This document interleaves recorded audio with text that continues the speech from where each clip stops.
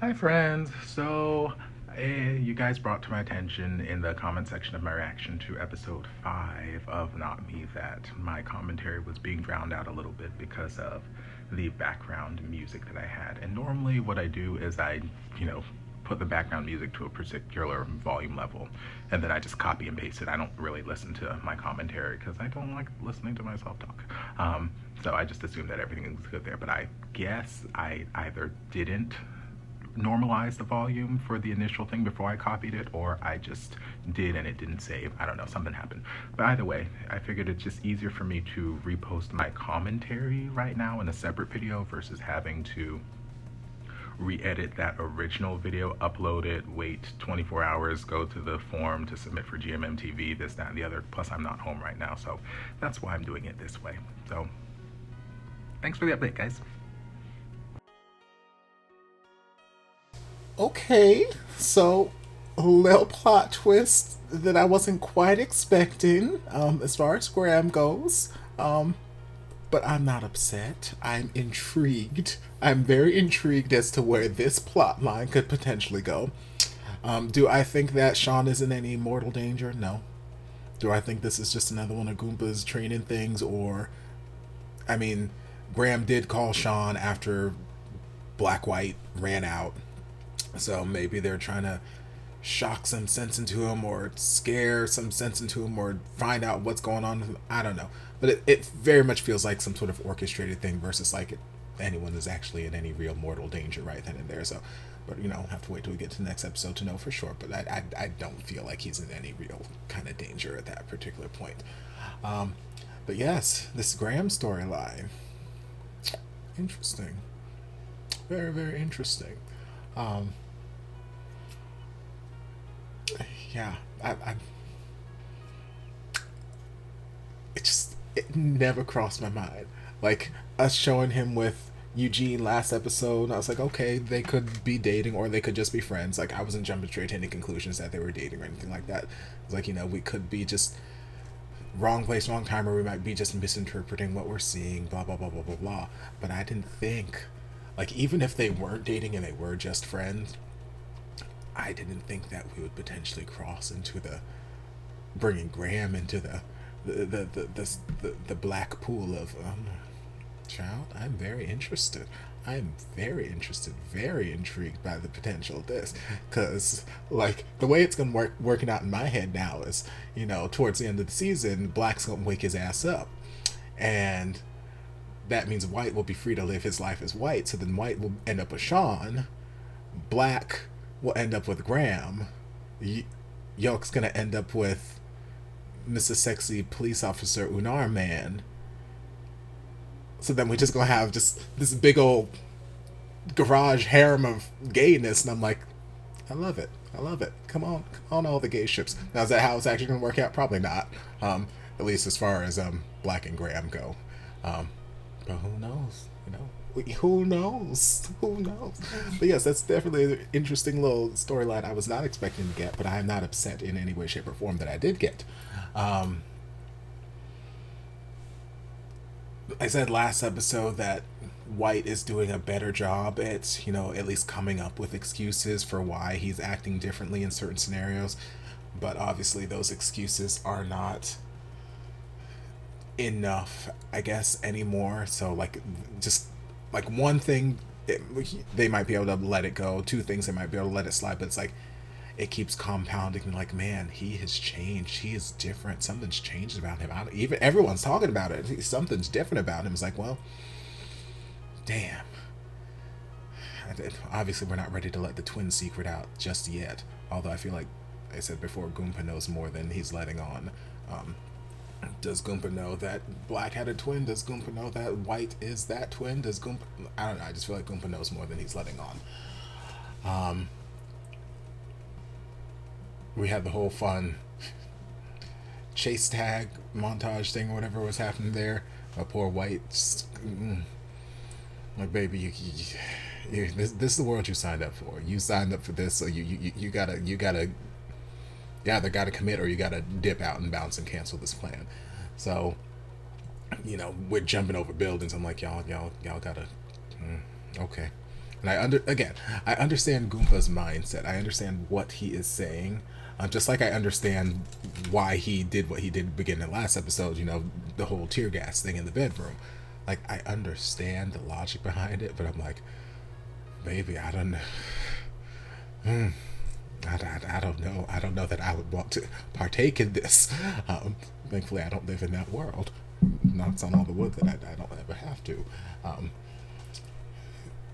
But yeah, I understand the mindset of, you know, keeping your eye on your destination, get from point A to point B, don't think about the height, and that's just, you know, like, I get it. Just go and keep your eye on the prize.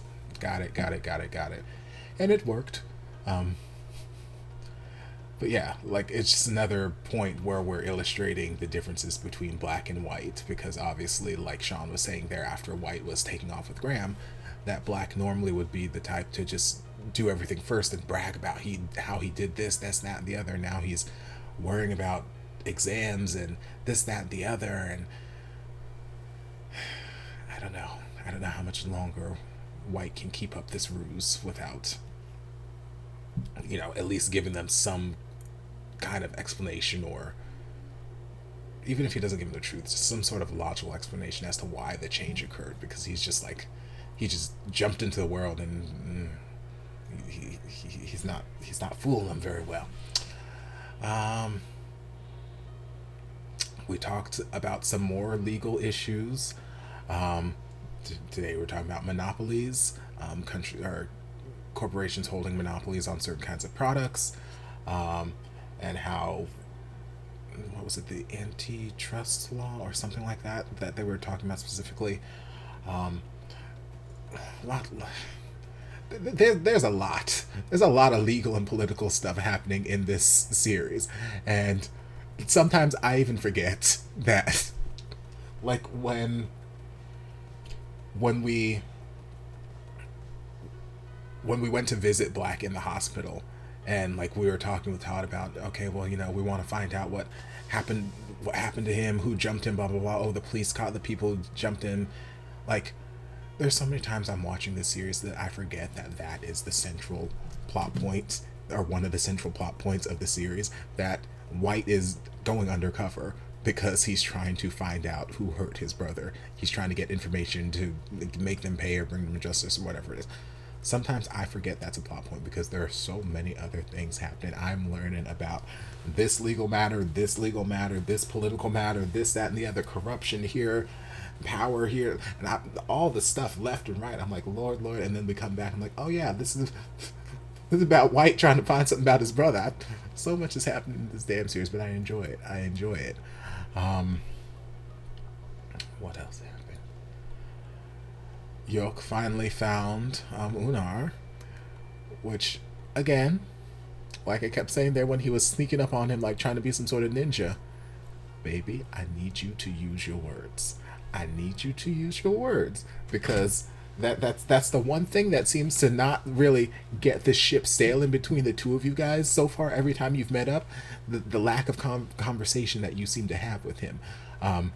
You seem to like keep sneaking up on him or finding him places, and then he runs away. And then rather than saying words to him like, hey, I'm not trying to hurt you, I'm not trying to do anything to you, I just want to talk to you, hey, I'm not a cop, blah blah blah, instead of like saying words, he just chases him.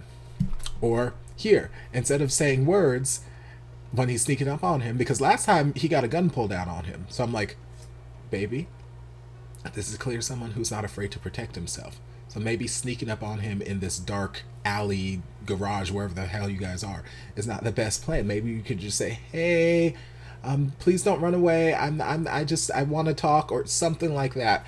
Hey, I come in peace. I just thought you were really, really hot, and I wanted you to sit on my face. Like, just something. Say words. Use your words, baby. So again, no, we sneak up on him, and then, you know, he turns around, slow motion. Thankfully, he didn't have a shank or something in his hand, because, again, he very easily could have just turned around, slit his throat, and ran away. Something. But he turned around in slow motion, and we had a moment where our eyes locked, and it's like, okay, here's some romance. I see y'all. And we kind of lingered in that moment for a little bit.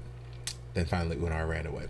And then the cops like, hey, don't you run. So naturally they continue to run because, and then they hid out in the little alleyway, and it was cute. And we had, some intense eye contact, and baby finally started to use some words. He's like, what's your name? He's like, Unar, no, what's your real name? Why do you want to know? Because I want to know. Again, we could have been a little bit more descriptive in our talk. We could have been like, hey, I want to know because I'm enchanted by you, because I felt a spark between the two of us, because I like you, because I've got some shit that I'm doing too that's illegal, and I would like you to potentially join in on the illegal shit I'm doing. Any reason. But instead of giving him a reason, he's just like, I want to know.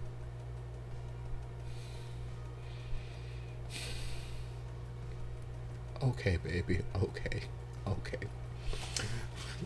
I mean, we still got 5 episodes left, so we can't rush into these things. I guess we got plenty of time to develop whatever relationship between two of them, but I'm just like, baby, you shit damn words. So naturally, he, does some fancy ninja move, escapes, but not before Yoke got his wallet. It's like, shit, he's a cop. Which again means he probably has access to handcuffs, so it's not all bad. It's not all a bad situation here. We gotta look on the bright side, baby. What else? I already talked on the whole Graham and Black thing. That caught me off guard, but I'm not upset about it. How does Eugene tie into all this? Again, maybe she's just the girl bestie for Graham, and it's like, hey, you used to date Black, and like I kind of want to date Black. Who knows? Who fucking knows? Yeah, very entertaining episode. Very entertaining. Just kind of flew by, and I'm excited to see where the next episode takes us. Can't dive into it right now because I got other things I got to react to, but it will be coming soon enough. Don't y'all worry. But anyway, hope you guys enjoyed this reaction. If you did, don't forget to like, comment, subscribe, share, turn on notifications so you'll be notified when all of my shenanigans get posted. If there's anything else you'd like me to react to, be sure to leave it down in the comments, and I'll get to it as soon as I possibly can. If you'd like to support the channel in other ways, you're more than welcome to join us over on Patreon. You don't have to, but you're more than welcome to if you want to. And I'll see you guys in my next video. Love ya. And before you guys go, a shout out to my amazing patrons. I can't begin to express how thankful I am for your support. And if you guys would like to join us over on Patreon, the link is down in the description. Love you guys.